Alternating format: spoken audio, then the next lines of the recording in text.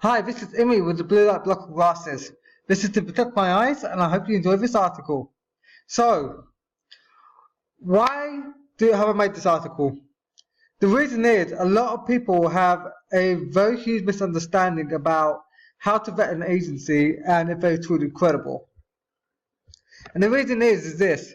Despite being burnt so many times, I had clients spend between $26,000 to $96,000 a year in marketing. And they have a negative ROI or 0 page one ranking for main keywords that brings a lot of traffic and business to them. Right? So, here's a question that people always ask, and I always tell them this. They ask for testimonials or references. And you know what? It's completely rubbish to ask for a testimonial or reference. And I'll tell you why. Here's what a lot of consultants do.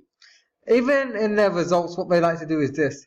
They like to go to their friends or their contractors, and they get their results from their friends or contractors and use those as their results. Right? And the clients, they always say, look, we partner with this agency, and they borrow the person's agency first. And then they say, oh, we separated our brand or whatever they want to do. But they don't actually get the results themselves. That's number one. Because they outsource to India or the Philippines. And another thing is, right, you can get friends to fabricate it with ways of Photoshop, with a lot of things. Asking for testimonial references is not the way to do it. And there's another thing I want to make, for example. There's agencies such as Scorpion and Kind Matrix who are very good at pay-per-click, terrible SEO, and I say they're terrible SEO because they cannot do well in competitive cities, SEO. And they often trick the clients in believing that pay-per-click is more effective.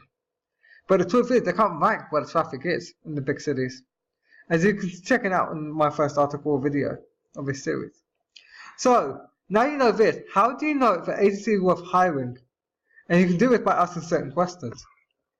The very first question I like to ask anyone for anything, regardless of the service, what is the result? What is the guarantee? And is it going to be our money back?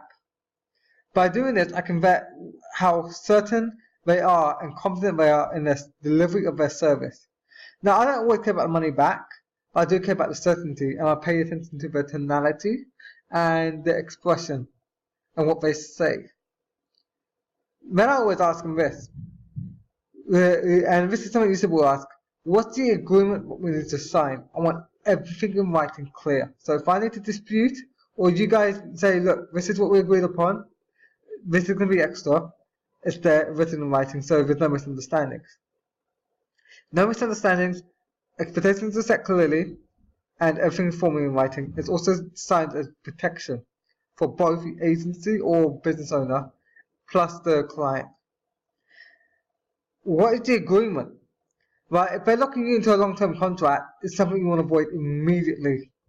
Because you do not want to be in a long-term contract where you're unhappy with the result and you're paying basically for what they can't deliver.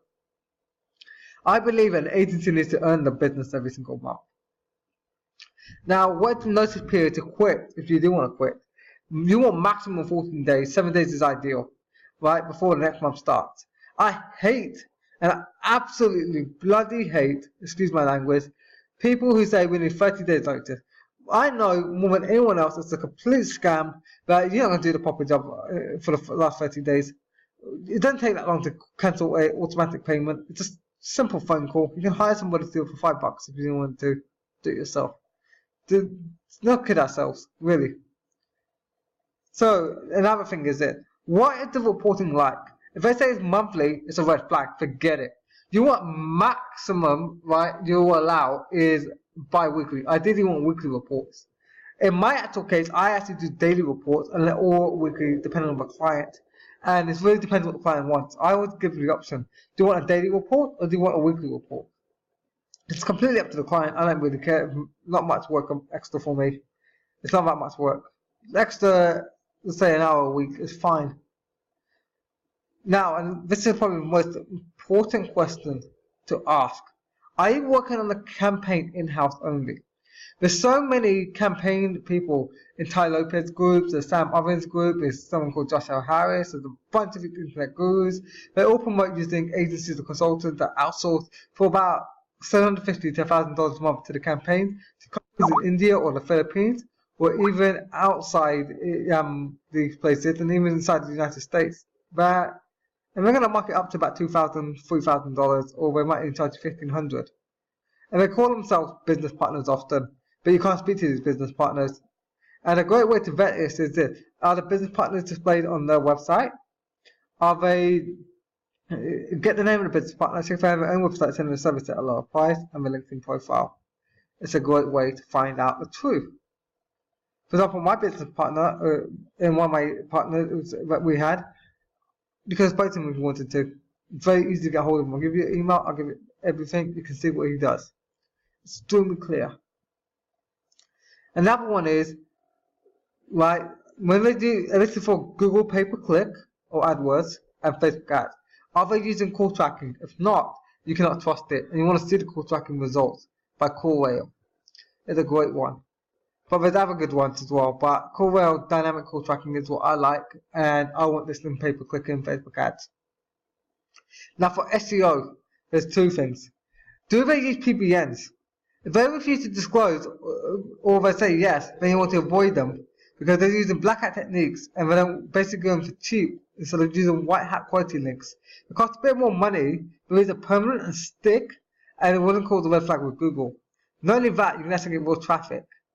There's a whole section that we'll come to later about PBNs and how to set them up and why I still hate them. Now, the other thing I really care about with SEO is this: are they using quality services? The best thing to ask is this: who's your press release provider? If they use press releases but they don't use PR Web Premium or e-releases, or what's the other one? Hold on one second. Or PR Reach or Marketers Media, then they're using the cheap stuff for like $10 to $40, and they can say it's fantastic or whatever they want, or it's the same, but it's not. And they're doing it to maximize the profit and not build longevity. You want a campaign that's built for longevity. Also ask SEO, what authoritative links do you recommend I get? Now the authoritative recommended links, that is the same for pay-per-click even on Google pay-per-click AdWords, because it can be used under an ad extension. I won't reveal which one here, but and it should say BBB, Chamber of Commerce, and Industry Trade Associations. This is for Google AdWords and for SEO. BBB is the main one. If they don't recommend this, forget them. They're a bad agency. I hope this has cleared a lot up for you, and if there's anything else I can help you with, let me know. Thank you so much, and God bless you all.